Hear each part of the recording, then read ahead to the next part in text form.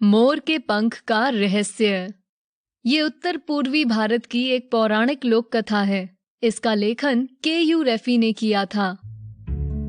ये उस समय की बात है जब सभी जानवर मानव जाति की भाषा बोला करते थे। मोर, जिसका नाम यूक्लेव था, उसके साधारण गैर रंग के पंख थे और उसमें कुछ खास सुंदरता भी नहीं थी। लेकिन उन दिनों में भी अपने घने पंख और लंबी पूंछ पर बहुत घमंड था उसे। वो हमेशा अपनी तुलना दूसरे पक्षियों से किया करता था।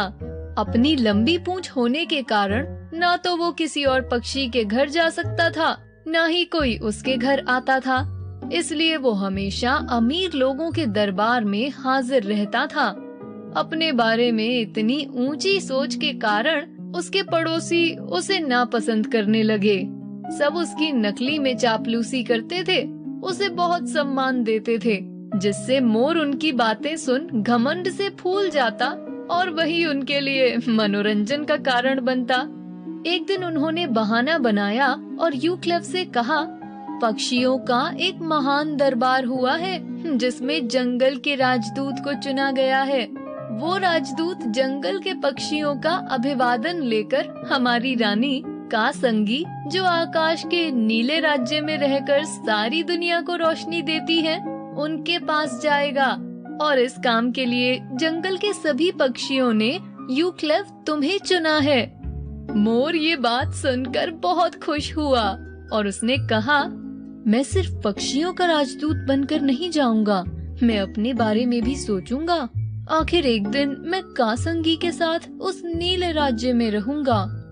बाकी पक्षी उसकी बेवकूफी पर हंस रहे थे और आपस में कहने लगे, ये तो सपने देख रहा है, कभी पेड़ पर तो उड़कर गया नहीं और नीले राज्य में उड़कर जाने की बात करता है। मोर ने अपने दोस्तों से विदा ली और अपनी यात्रा शुरू की। उसके जाने के बाद सब पक्षी आपस में कहने लगे, अरे ये तो हमारे मजाक को सच मानकर चला गया।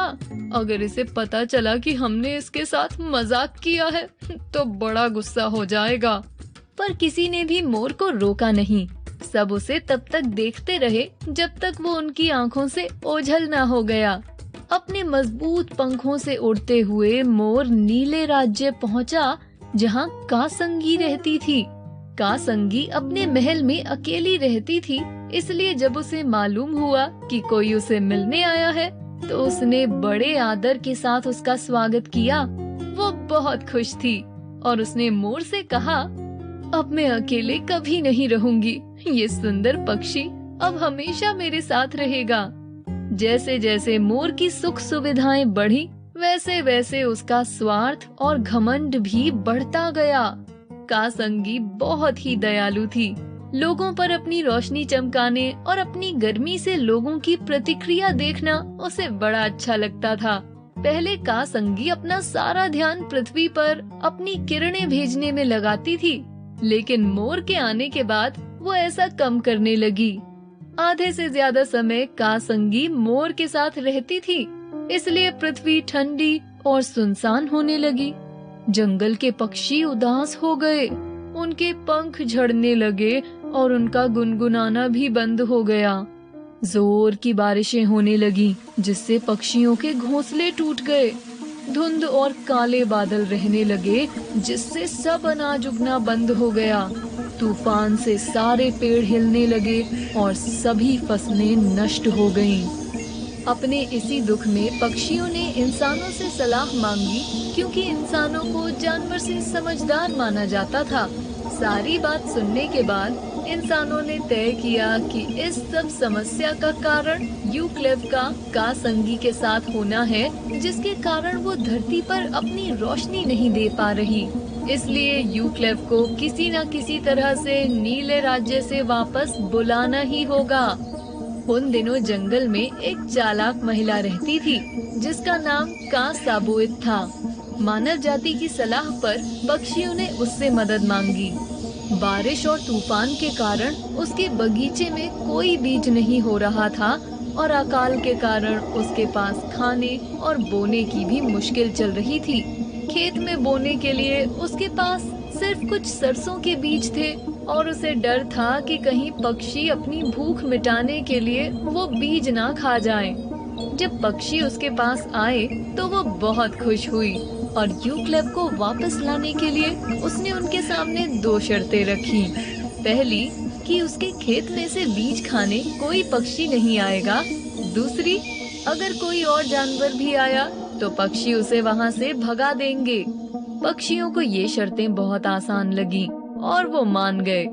अपनी योजना के अनुसार कासाबोइट ने अपने खेत में कुछ बीज बोए। पक्षी उसके खेत की रक्षा करने लगे। जब कुछ महीने बीत गए तो खेत में छोटे छोटे पीले सरसों के फूल आने लगे।